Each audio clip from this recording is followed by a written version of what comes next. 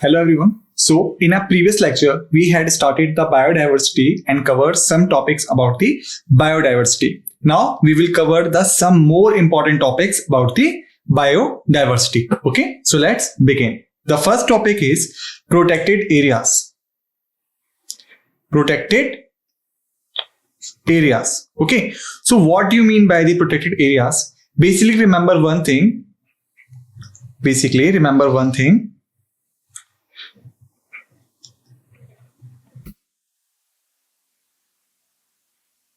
With the human evolution, there is always a threat to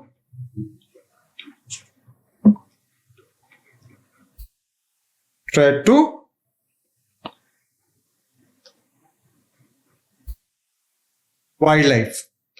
There is always a threat to wildlife. Got it?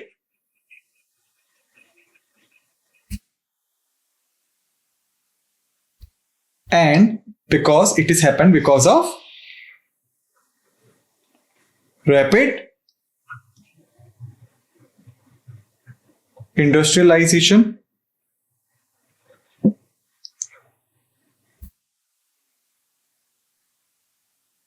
residential growth,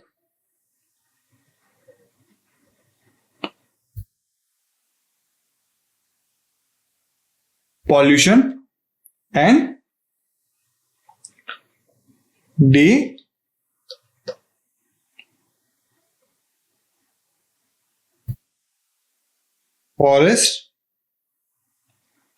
Okay, so these are some of the factors which leads to the decline of the wildlife. First is rapid industrialization and the residential growth.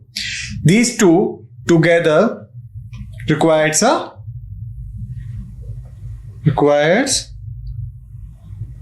large area, or basically you can say if that is an area without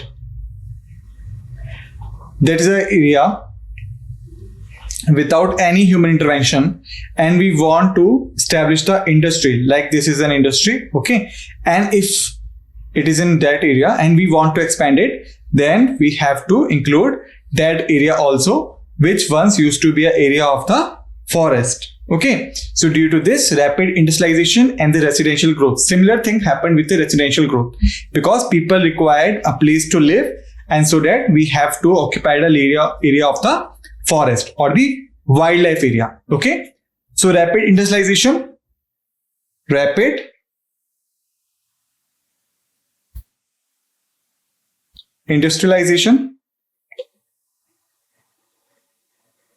and residential growth, they lead to the occupying area of the wildlife. Second is the pollution. Okay, because now we are doing so many works in the industries, and also we using so many chemicals, and to discharge the waste we use forest areas and mainly water sources, and this comes under the term of pollution. Because of this, the species and the animals living in these areas, in the area of forest or the water resources, facing threat. Similar thing with deforestation, as we required an expansion, so we have to cut the trees, which leads to the deforestation. Okay, so this is a negative relation between the human growth and the wildlife and the natural balance. Got it? So basically the concept of protected areas came into existence in India through protection of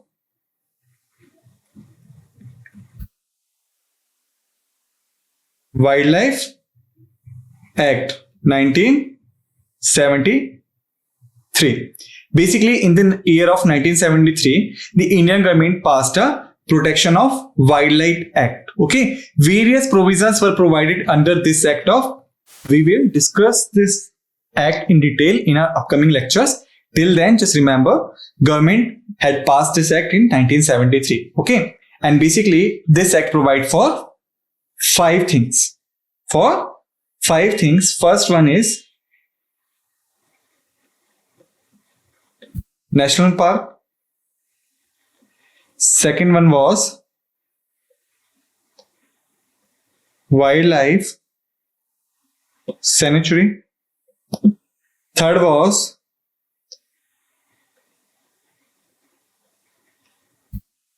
conservation reserve.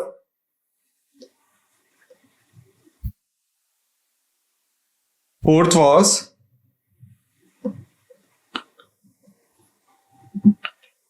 community reserve. And the last one was sacred groves. Okay, so it provides for the 5 things. 1, 2, 3, 4 and the 5. Okay, so let's understand them one by one. The first is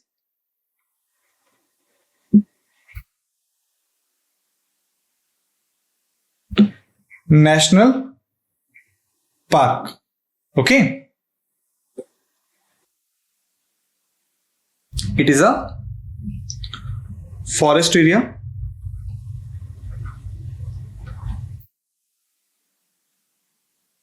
It is a forest area on which no human activity is permitted. Okay, so basically you can say any of that area. Suppose this is an area which is a forest area. So on that area, no human activity is permitted. Okay, and all these species living in that area, suppose the lion, the tiger, the elephant, etc., are free to live in their natural habitat. Okay, no human activity is promoted in the national park. Got it? National park is divided into 3 phases. National park is divided into 3 phases basically, and these phases are: number 1,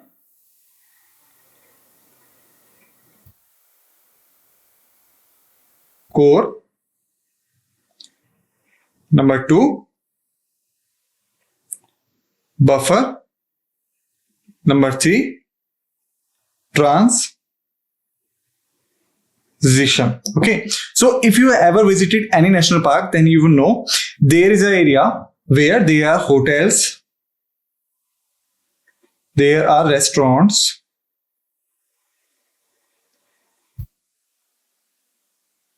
and there are some shops promoted. Also, there are some residential areas for the local people. Okay, so all these activities in national park are permitted in the transitional zone. Got it? Second thing which you remember if you have ever visited the national park, and if you don't, then just know there is a safari. There is a safari, or you can say tour of the forest. If you want to see the animals in their natural habitats where they are undisturbed by the human activities, then you can visit the national parks and you can take the safari. Safari basically leads you to the buffer zone. Buffer zone basically lies between the core and the transition zones. Okay, where you can see the animals in their natural habitats. But the core region, no one is allowed. No one is allowed. Not for residential, not for industrial, not for tourism. No one is allowed. Okay, this is basically core zone is basically a breeding zone, you can say, where animals give birth to their new ones. Okay, and only the forest guards has a permission to go there. Okay, so this is the basic definition of the national park and the basic, you can say, division of the national park. Got it? And which was the first national park in India? We must know which is the first national park in India. The first national park was Jim Corbett.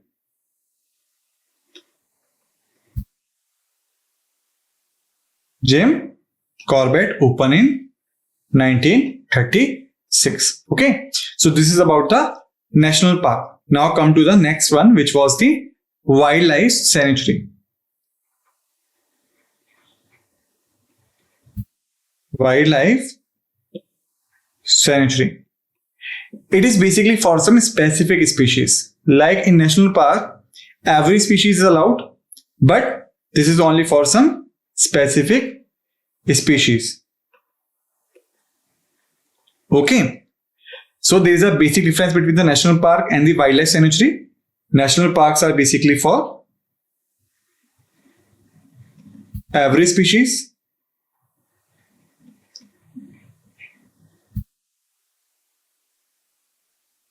Whereas the wildlife sanctuary is only for some special species. Got it? So this is the basic difference.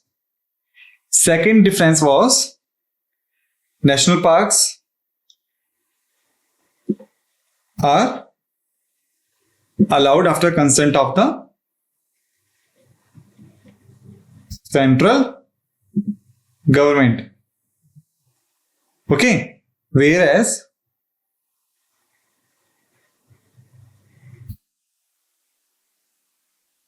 wildlife sanctuary could be made by state government. Okay, so this is the second difference. First difference, national park is always made by the consent of the central government, whereas the wildlife sanctuary is made up by the consent of the state government. Okay, now come to the next question, which was the first wildlife sanctuary. It was Manas Wildlife Sanctuary. It was Manas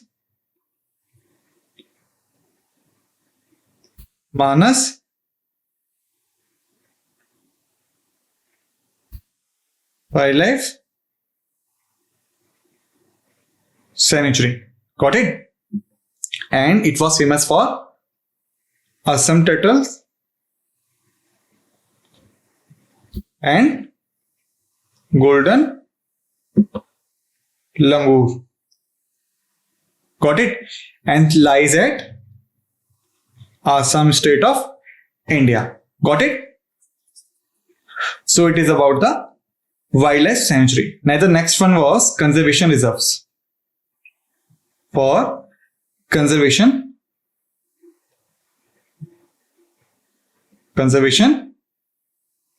reserves.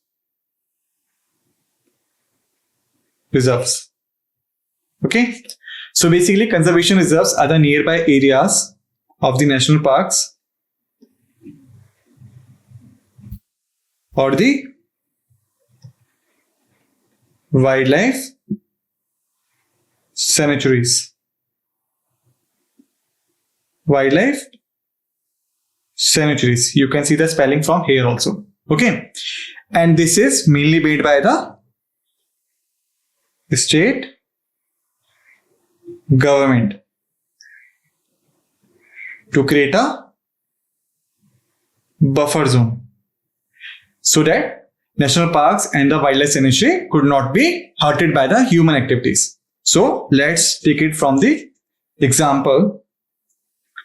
Let's suppose if this is a national park, this is a national park or wildlife sanctuary. Okay, so the government, state government mainly, declared this area as a conservation reserve.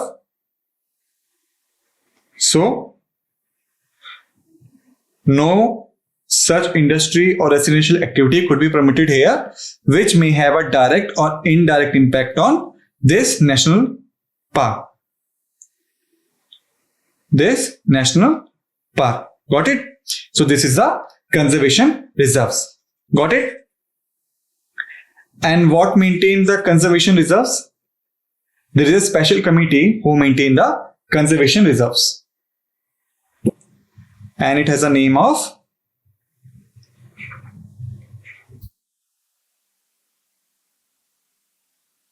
Conservation Reserve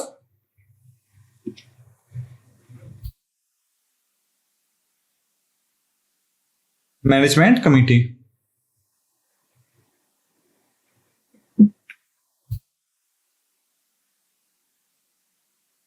So Conservation Reserve Management Committee is in charge of maintaining the conservation reserves. Got it?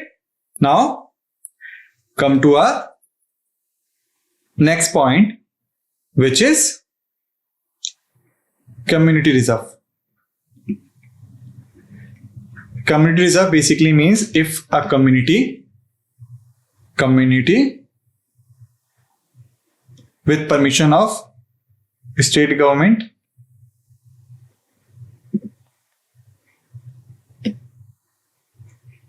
maintain to secure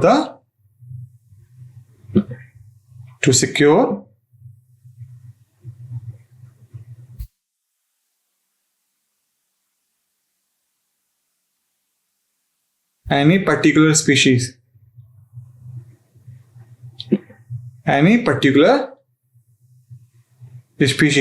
then they could make the community reserve for their conservation. Okay, and the state authorities will do a regular inspection of that particular area, or the state government will provide a funding. Okay, so it simply means if a particular community wants to take care of a particular species lies in that area, then with the permission of the state government, they could make a reserve for them, and the state authorities will have a regular inspection of that area, and the state government will do a funding. Got it? Now come to the next point, which is the last one, which we called it sacred groves. Sacred groves.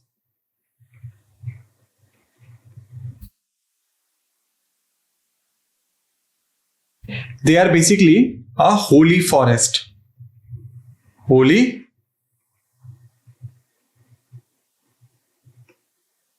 They are basically the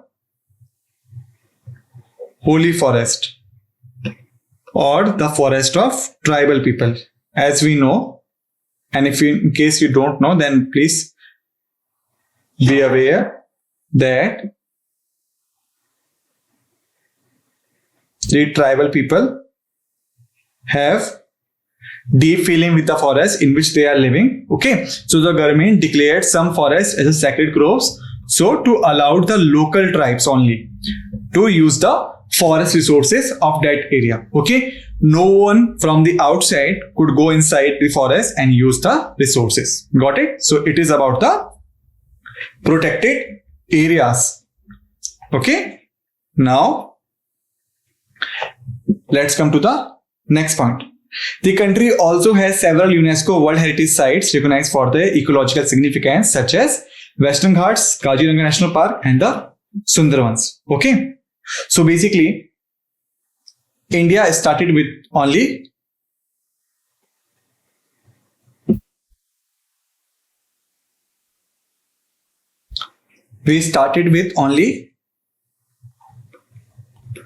only 54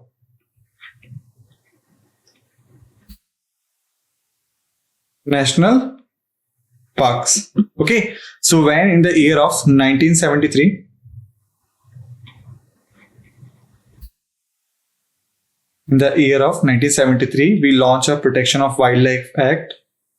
Protection of Wildlife Act.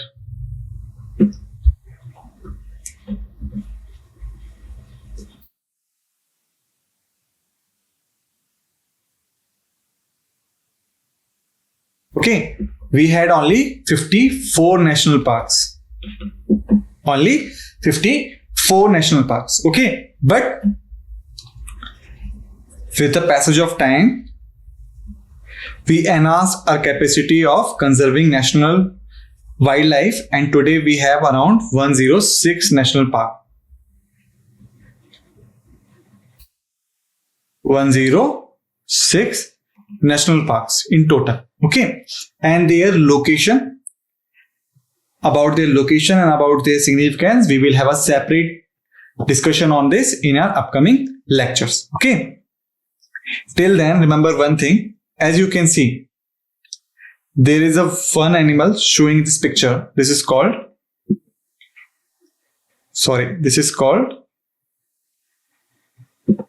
rhinoceros.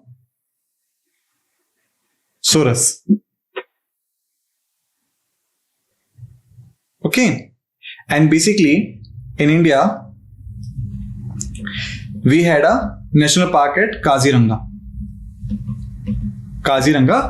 National Park. Okay, and where does it lies? It lies in the state of Assam. The state of Assam. And why UNESCO included in the World Heritage Sites?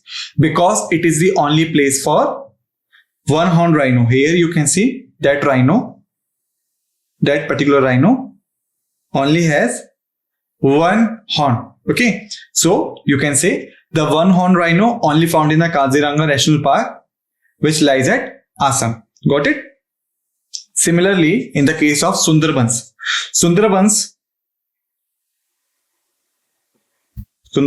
basically formed by the Ganga River Delta. Okay, and about the delta formation, we already had a discussion in our previous lectures. Ganga Delta. Okay, and Sundarbans is basically famous for Royal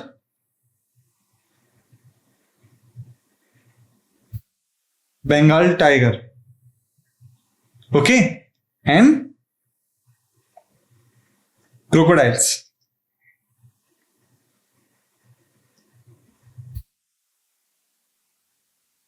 So these are the some species which found in Sundarbans, and Sundarban is basically famous for.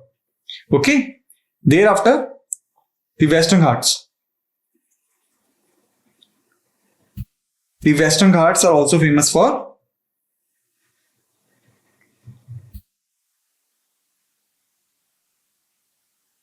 golden tail macaw. Okay, and it is also an endemic species. And what do you mean by endemic species? A species which only found in a particular area. Got it? Now come to the next point. So now let's have a look over threats. As we know, India comprises about 7 to 8% of world's total biodiversity. Total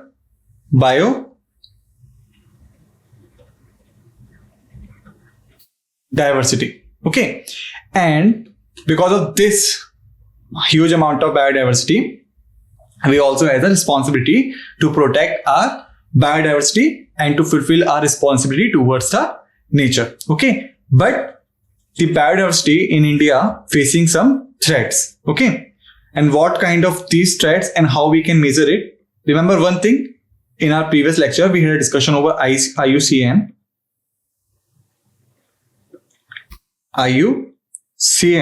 where we had discussed 4 categories: normal, then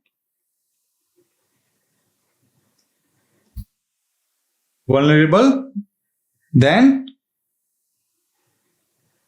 endangered, then extinct. Okay, so because of these 4 parameters, like the normal parameter, vulnerable parameter, endangered parameter, and the extinct parameter, we are able to find out that where there is a threat and there is a decreasement in the number of species in India. Okay, so as I have told you, with the passage of time, when the humans start to evolve, okay, there is a rapid fall in the number of the species. Okay, and in the number area of the forest because of the deforestation, residential expansion, the industrial expansion, and also because of pollution. Okay. So these kind of threats basically poses a potential loss for the species and their conservation. Okay. Let's understand by some examples like the industrialization. For industry settlement, we require a huge land. Okay. For this, we have to clear a large number of forest.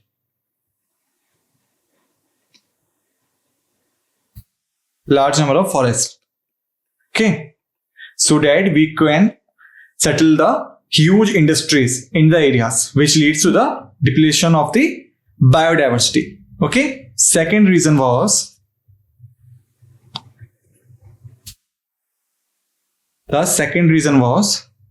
residential growth.